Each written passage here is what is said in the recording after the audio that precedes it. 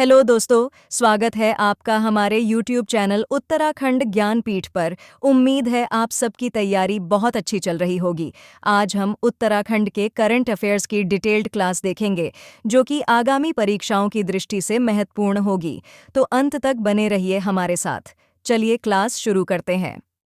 1. CM Dhami ने 415 करोड़ रुपये की विकास परियोजनाओं की शुरुआत की। नई टिहरी में एक कार्यक्रम के दौरान सीएम धामी ने 415 करोड़ रुपये की 160 परियोजनाओं का उद्घाटन और शुभारंभ किया। उन्होंने महिला स्वयं सहायता समूहों के उत्पादों को प्रदर्शित करने वाली प्रदर्शनियों का दौरा किया और जिले में उनके असाधारण कार्यों का सम्मान किया।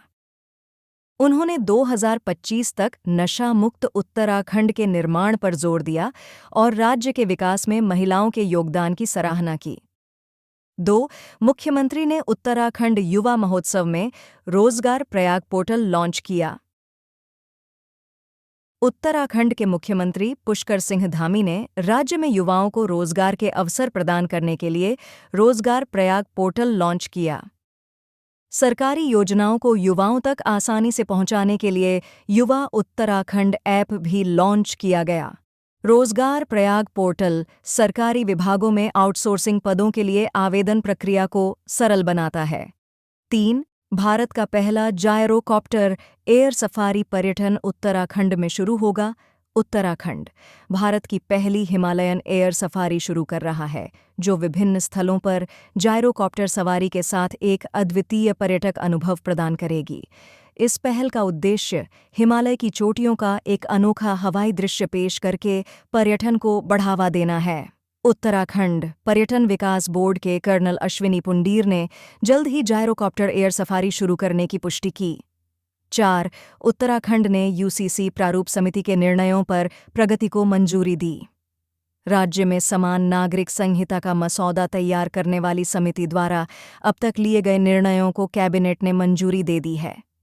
सेवानिवृत्त उच्च न्यायालय न्यायाधीश रंजना प्रकाश के नेतृत्व वाली समिति को अभी भी सरकार को एक विस्तृत रिपोर्ट सौंपनी है।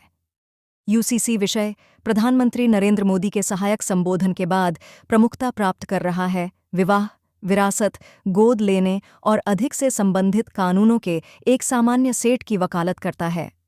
5. रेज पावर इंफ्रा उत्तराखंड में 500 मेगावाट का सोलर पार्क बनाएगी। यह सहयोग टिकाऊ ऊर्जा पहल को आगे बढ़ाने और पर्यावरण की दृष्टि से जिम्मेदार भविष्य के लिए उत्तराखंड सरकार के दृष्टिकोण के साथ जुड़ने के लिए कंपनी के समर्पण को रेखांकित करता है। रेज पावर इंफ्रा ने अगले 24 महीनों में चालू होने की उम्मीद के साथ 2 गीगावाट तक के सौर पार्क और संयंत्रों के विकास और निष्पादन की शुरुआत की है। 6. उत्तराखंड के 18 नए उत्पादों को जीआई टैग मिला। सीएम पुष्कर सिंह धामी ने राज्य के 18 उत्पादों के लिए जीआई प्रमाण पत्र वितरित किए। इसमें उत्तराखंड की चौलाई, झंगोरा, मंडुआ, लाल चावल, अल्मोड़ा, लाखौरी मिर्च, बेरीनाग चाय, बुरांस शरबत, रामनगर नैनीताल लीची, रामगढ़ आड़ू, माल्टा, पहाड़ी तौर, गहत, काला भट्ट, बिच्छूबूटी कपड़ा, नैनीताल मोमबत्तियां, कुमाऊनी रंग का पिछौड़ा, चमोली रम्मान मुखौटा और लिखाई लकड़ी की नक्काशी शामिल हैं। 7. पीएम मोदी ने उत्तराखंड वैश्विक निवेशक शिखर सम्मेलन 2023 का उद्घाटन किया। प्रधानमंत्री नरेंद्र मोदी देहरादून के वन अनुसंधान संस्थान में आयोजित उत्तराखंड वैश्विक निवेशक शिखर सम्मेलन 2023 का उद्घाटन किया। 2 दिवसीय शिखर सम्मेलन पीस टू प्रॉस्पेरिटी के विषय पर आयोजित किया जा रहा है। उत्तराखंड वैश्विक निवेशक शिखर सम्मेलन 2023 उत्तराखंड को एक नए निवेश गंतव्य के रूप में स्थापित करने की दिशा में एक कदम है। 8.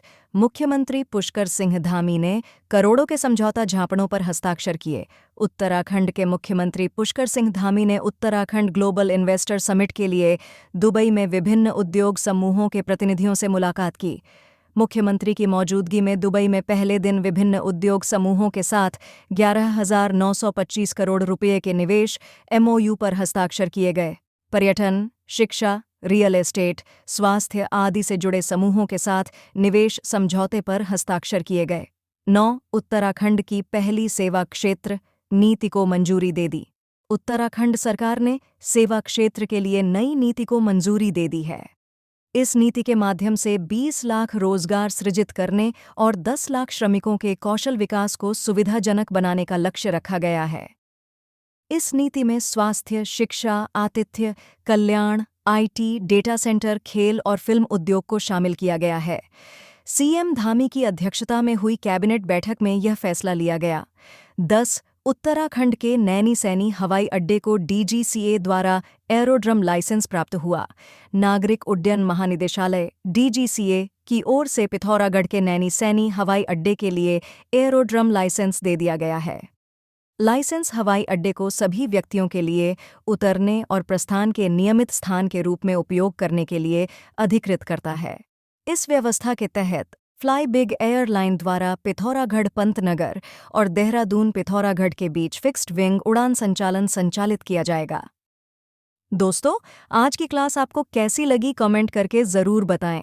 अगर आपको क्लास पसंद आई तो वीडियो को लाइक करें, अपने दोस्तों के साथ शेयर करें और हमारे YouTube चैनल को सब्सक्राइब करें। मिलते हैं जल्दी एक नई क्लास के साथ। Thank you.